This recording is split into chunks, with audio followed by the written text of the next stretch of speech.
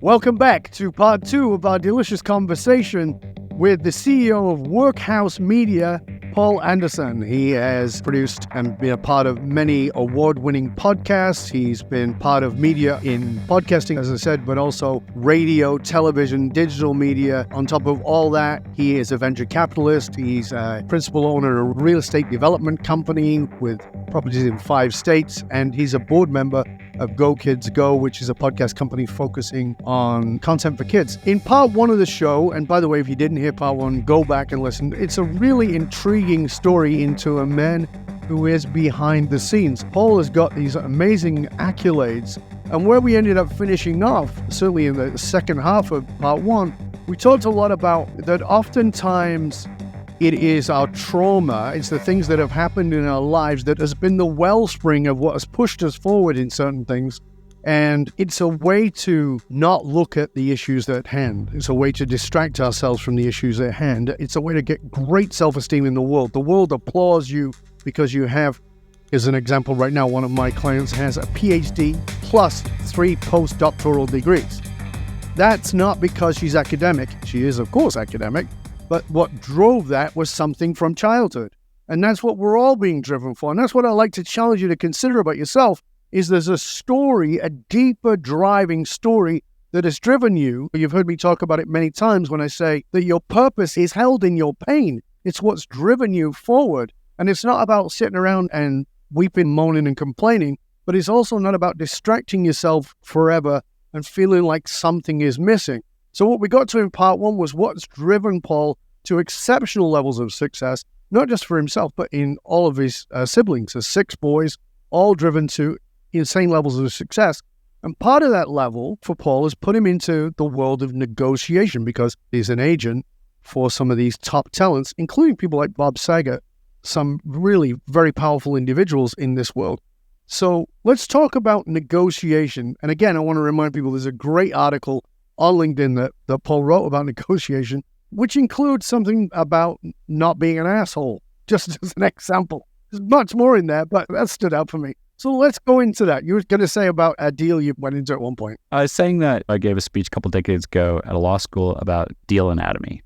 About 500 people came to listen to my speech. I think that a lot of people thought they were going to come to hear about a how-to guide. Mm-hmm. About how to do deals. Yes. But that was not what my speech was about. The speech was really about recognizing who you are as a vulnerable human being and reading other people and figuring out what their vulnerabilities are, not to unduly exploit them, but to understand what motivates them. Mm-hmm. I allude in the LinkedIn post I did I said, be vulnerable, be real. Yes. That each of us has prejudices and biases that we just were raised in, and recognizing and understanding that those native biases exist does not mean necessarily giving into them, no, but understanding other people and where they come from. Every different socioeconomics, education, background, race, religion, nationality, all of that. We all are very tribal. But I think the biggest takeaway for that speech I gave was that, and I don't think it's politically correct today to say this, that there is no greater aphrodisiac than confidence. There's nothing more attractive for humans and other humans than confidence, unless you don't have any confidence in yourself. And that can be intimidating. Mm-hmm. And sometimes there's a fine line in the difference between confidence and arrogance. Arrogance is not attractive. Confidence is attractive. And if you're a confident person, you give space to others so that they can present themselves.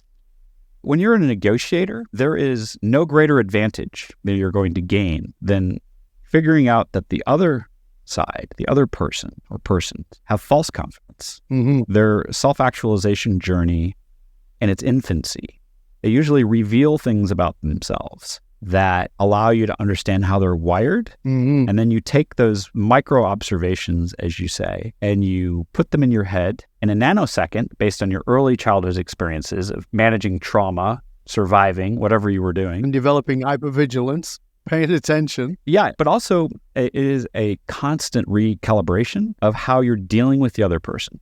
Because often I find that what someone says they need in a negotiation or how they're responding to you emotionally in a negotiation has nothing to do with the fine bullet points of how much money, terms of the deal, all of that crap. It's really about being recognized for who they are, even though they might even know that they're asking for that.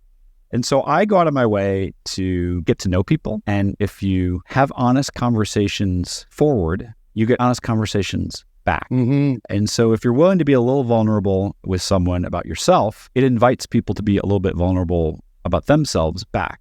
What I learned in those interactions is, look, you start to put together this profile. It sounds kind of exploitive, but I don't mean it this way. It's really evidence-based observations of other people that probably 90% of it's correct, maybe not all of it, because you're doing this in real time. Yep. Then you learn all the cues. You learn how people are interacting. You learn when their eyes shift a different way. You learn when they pause. You learn when they distract, when they deflect. You learn when they're being super crisp and honest with you and those real moments, and you find out what really motivates them. And so I said earlier in part one of the interview that self-actualization is a journey and not a destination, because hopefully we're all learning about ourselves. But there is no greater sparring session, and I mean in a good sparring session in terms of negotiations, with dealing with someone who is self-actualized enough where you can really play great tennis. I don't know if you're a tennis player, but I play tennis. My older son is a competitive tennis player. Really? How surprising. Yeah.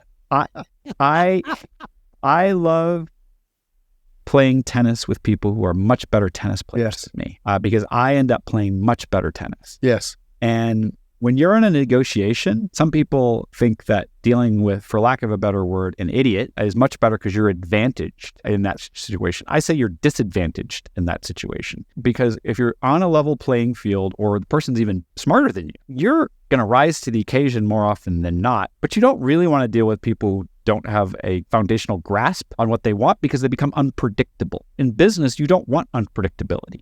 You want as much predictability as possible, because a lot of things just happen and fall apart as a result of market circumstance. And so you're not really managing your risk very well by dealing with idiots. The smarter they are, the better tennis you're going to play.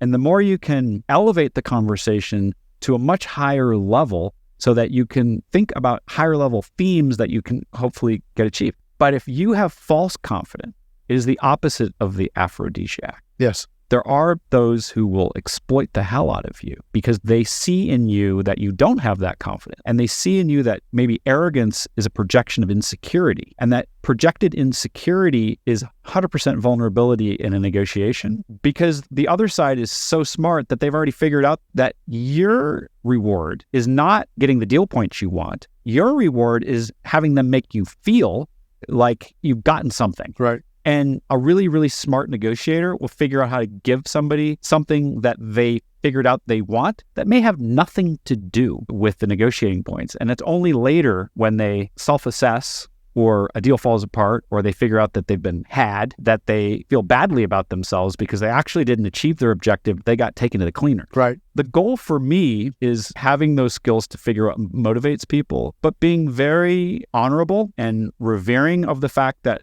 a vulnerable human being shouldn't be exploited that way. A vulnerable human being should be hopefully enlightened and redirected to what matters really. The best deals are ones that benefit everyone. Yes. You don't want to be in a business deal with somebody who's just one-sided.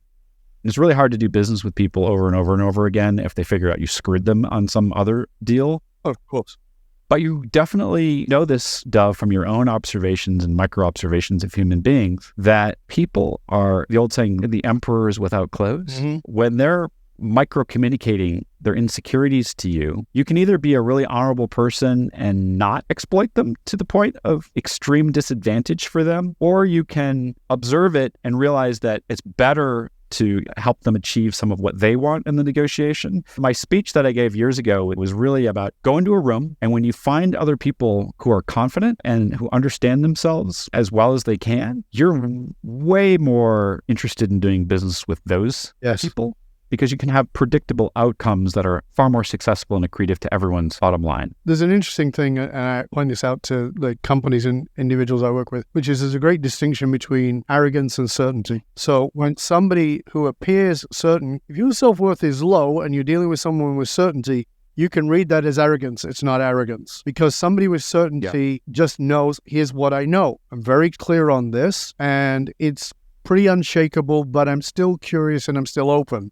Somebody who is arrogant has no curiosity. That's part of the distinction of how you know the difference. I had a buddy, Mike, years ago, and Mike looked like a French bulldog. And that's not an insult. That's how he looked. He was bald and had a ponytail, built like a brick shit house, like rock solid guy, and women swarmed over him. We would go out and I was like the ugly friend on the side. Women would swarm all over him. And I was trying to work it out. Why? This guy was getting women walking up to him and hitting on him. Gorgeous women, like, didn't know what it was. And then I went, okay, I get it. It was certainty. Mike had this beautiful certainty, not arrogance, but absolute certainty, insane levels of candor. And he would say things that no one else would say. And it was so compellingly attractive to these young single women that he was interested in. And it was a really good point of understanding because Mike understood himself. So he would say, I'm stupid at this. And he would admit that. And he would say, but I really know this. And he would admit that. And he was very good at that. And I think it's this certainty about what he knew and what he didn't know. And there was no arrogance with it. And I noticed how many people didn't like him. And when I noticed people didn't like him, I paid attention to them. And I noticed those were people with low self-worth. So I was talking to a friend of mine yesterday, and he was saying, you really should meet this other guy. And I said, I know him. And he goes, oh, you do? I said, yeah, we met about 10 years ago. And he goes, I'll reintroduce you if you like. I said, no point. And he goes, why? I said, he doesn't like me. And he goes, why? I said, I know. I spent time with him. I know he doesn't like me. And he said, why? I said, because I was far too certain for him. He thinks it was arrogance, but I was certain because his self-worth was so low at the time. He was very successful in business, but he had terrible self-worth. There was a potential for a partnership, and it was never going to happen. And it's that stuff.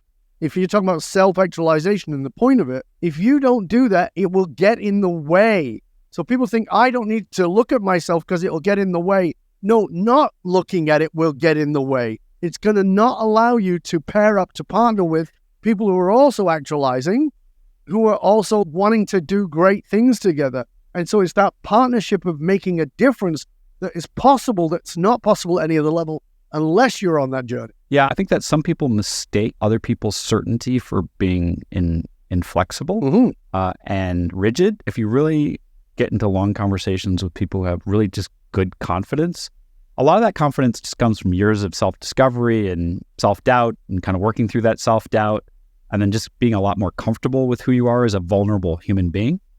But if they learn to reveal enough of themselves to get into those vulnerable conversations with someone who they see as being certain, they'll actually find out that those people with confidence are actually super open about learning from others and their experiences. And they're like, oh, wait a second here. I didn't think about it that way. Right. That's a really great way of doing it. Mm-hmm. I mean, victory comes from listening to each other and then doing as much for each other as you can without giving up your foundational needs. Exactly. And some people think that certainty means being rigid and flexible, but we know in business, and I'm involved in lots of different businesses, what you learn after doing something for a long time is that pattern recognition. Exactly. Allows us to make really quick decisions about things that we know work and don't work. But what we fail sometimes to give ourselves credit for is that early development and learning and training for pattern recognition comes from dealing with and diffusing and managing traumatic situations because you're just trying to survive. That's it. It's not until later that you realize, wait a second here, all of that kind of early training, which maybe you would have opted out for it to have a more white picket fence upbringing that you and I did not get. No. Well, that's not what we got, so I can't piss and moan about what I didn't get because I don't know what that would have been like anyway because that wasn't my experience. But what you do realize is that pattern recognition does come with some confidence because you know how people respond. And in business, those pattern recognitions over time relate to doing better deals, being in business with people who are real versus posers. I'm in the entertainment business, right? There's no posers in the entertainment business. I'm sure you've never met any. Never. Everyone's just very authentic, tongue-in-cheek. When you find people who are really authentic and you can do really wonderful things with them, you do business with them time and time and time.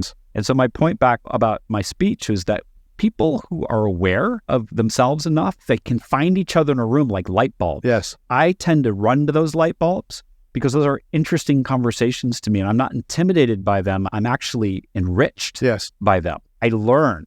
I'm genuinely, like you, very curious about what makes other people tick. Yes. So if you looked at my neighborhood where I grew up in St. Paul, and you looked at maybe the 5-block area, and you would have polled every house that was aware of my house and the chaos and the circumstances of what was going on in my house with the 6 boys and my crazy parents.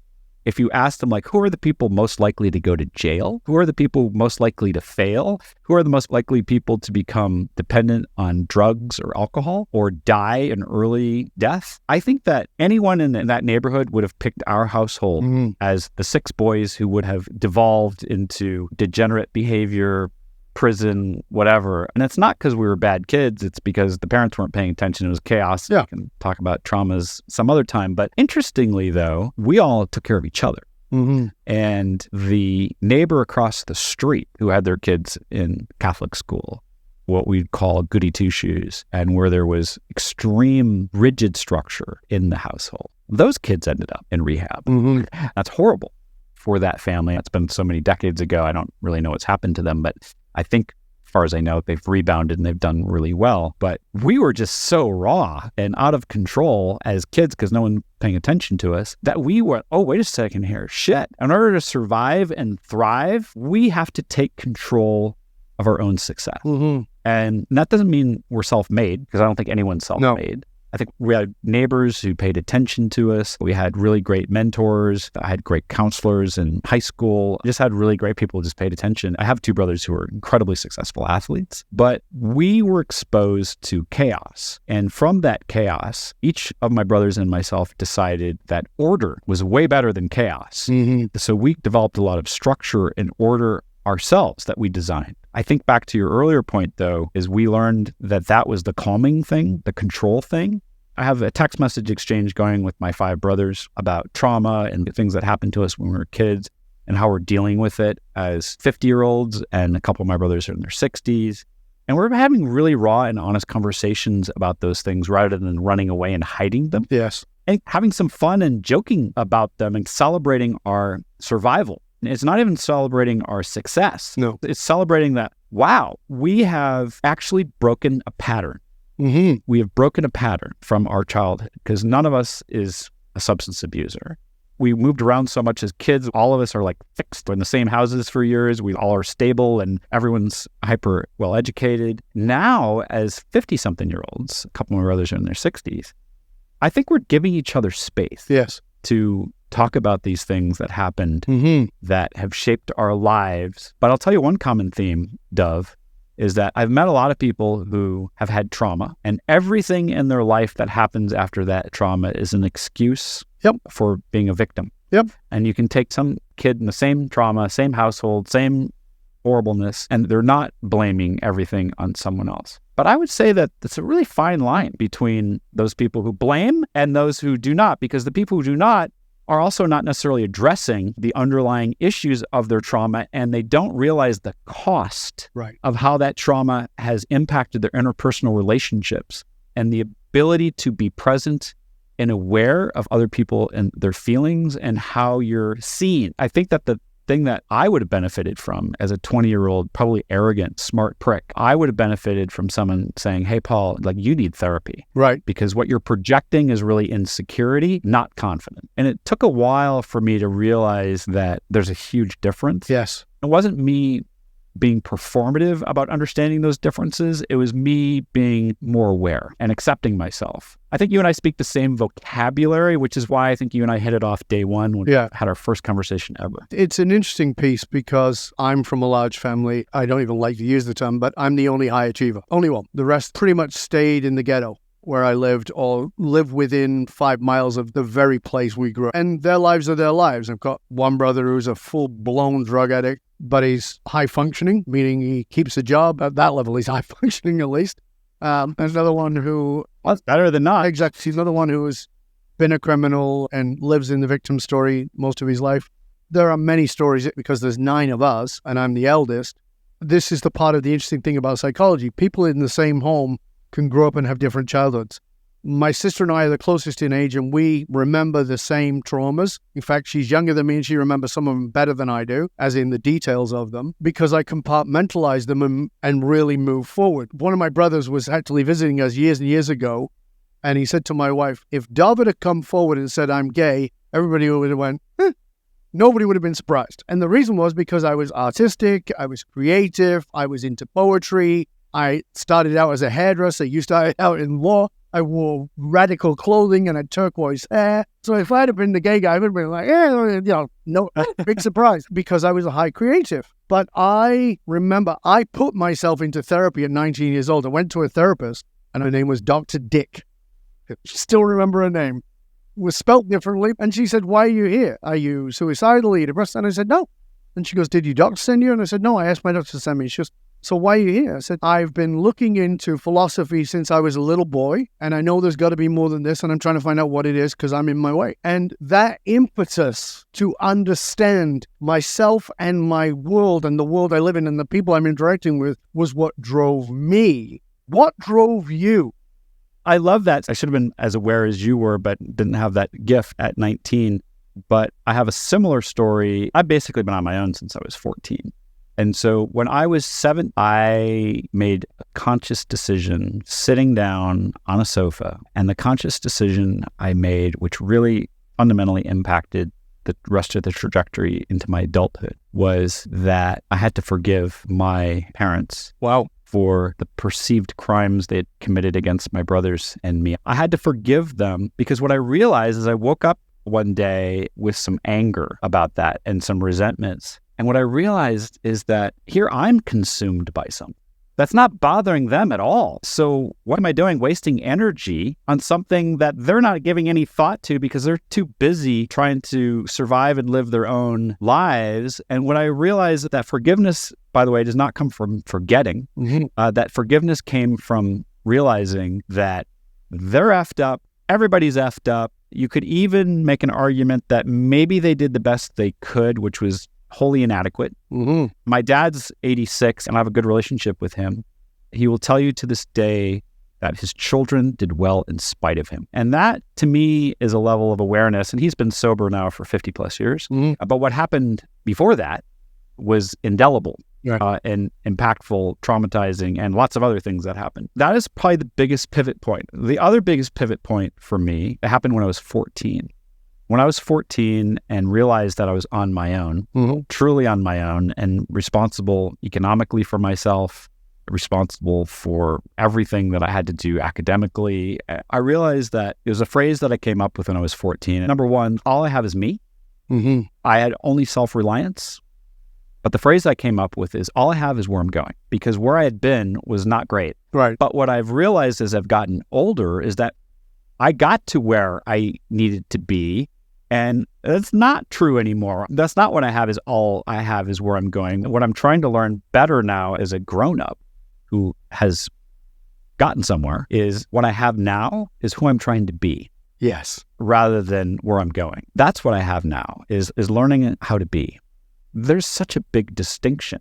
You and I have achieved, right? You have all the fame. I'm fortunate enough that I've done well in business, but it's more than that. And by the way, you don't have to have money to have this journey. You don't have to be hyper successful against the spectrum of what Western culture deems success to be. You have to give yourself the luxury and your own forgiveness about your own compassion towards yourself to really lean into what is possible in yourself as a human being. And that is the scariest, most vulnerable path internally, because it's so much easier to lean into another level of achievement. Oh, I'll do that instead, because that feels good. I know how to do that, and I'll make another $1 million, or I'll make this, or I'll do that. I'll beat people on the pickleball court, whatever. I'm just making that up. It's easy to default back into what we know. Absolutely. So it's a little scary to think about how to focus on being better and taking care of yourself as a human. You learn that controlling and compartmentalizing for survival excludes some experiences that can bring light and love into your life, because it's scary to think about those things, because your early childhood experiences teach you sometimes that the people you're supposed to trust the most end up being the people you trust the least. Yep. I talked to my therapist I saw years ago. I said, I'm really surprised given the fact that we kind of roamed around in the 70s and kind of did whatever we wanted. The parents didn't know where we were. Of course, there were no cell phones. There was no real tracking devices on kids, and literally the parents were like not paying attention. I told him that I'm kind of surprised that no one ever tried to sexually assault me as a child. My therapist, without missing a beat, said, I'm not surprised. I said, oh, why? Why do you think? He says, because your early experiences going back to 4 or 5 made you an adult real fast. People who want to diddle little boys aren't interested in talking to a little boy who sounds like a 25-year-old. No. There's nothing attractive, and they're depraved about a child that doesn't talk like a child. They truly want to be pedophile. Because it's not sexual, it's a power game, and there's no power game dealing with a child who's more mature than you are. Yeah. That light went off for me. I was like, oh, that's why. People who are deviants that way aren't interested in dealing with kids who sound like adults. I think those two things, when I was 14, all I have is where I'm going, realizing that I was on my own, and then understanding that whatever achievement I needed for myself to survive was going to be largely self-propelled. And then at 17, forgiving my parents, which is really the bigger thing. Yeah. My life went from being anger and resentment filled and blaming them. You have survived. Mm-hmm. You have forgiven. You're hopefully living your life positively. But the unpacking of all those early things hopefully allows you to be more present with the people who you love. Yeah. One of the things I say in my short LinkedIn thing that I posted was that be vulnerable, be real. Yes. That doesn't mean telling everybody your life story, but it does mean opening yourself up to being just present and real as a human being. My experience is that honest conversations out invite honest conversations back, and that the more real people are, the more motivated they are to try to get something done with you, because they realize that you're actually just trying to be just like hopefully they are. Yeah. That's a great place for us to finish, because it's all about relationships, and relationships only take place with reciprocal vulnerability. There are relationships that are transactional, but true relationship requires a reciprocal vulnerability, and true trust is based on reciprocal vulnerability. Paul, this has been an amazing conversation. I know you said it's only your second long-form interview, but I want to recognize you for your vulnerability, your willingness to share your story and help people who are also maybe on that precipice of enormous success and great esteem, and at the same time going, maybe there's some stuff I need to look at, and really pointing out the value of that in the face of the stuff in their head that says don't do it, that it actually makes you a better negotiator, it makes you better in business, for better partnerships and friendships. So again, thank you so much for being with us. As we finish off, again, please tell people where they can find out more about you and about your organization.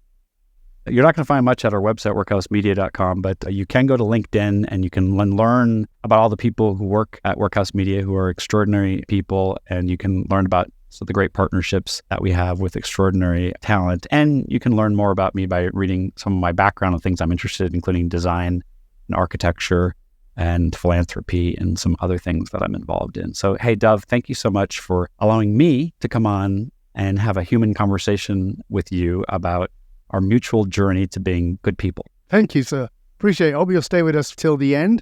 And for you to listen, remember, those who control the meaning for the tribe also control the movement of the tribe.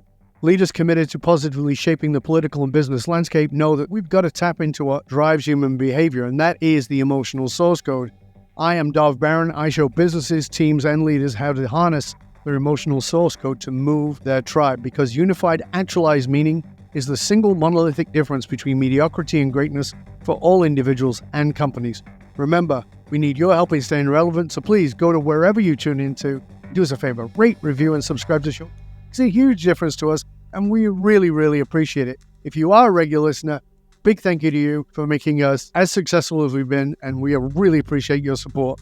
Till next time, stay curious, my friends. Stay curious about the stories that you've told yourself that have made you successful, but have maybe separated you from your own soul. Just deciding to embark on that self-actualized journey, as much as your own mind and your own ego might say don't do it, it will make you not only a better human being, but it will actually make you far more successful, because you'll also be more deeply fulfilled. I'm Dov Barron. I'm here to assist you, tapping into your deepest meaning to reach that next level of clarity, focus, purpose, and profit in your business, in your life, and in your leadership impact. And I am out.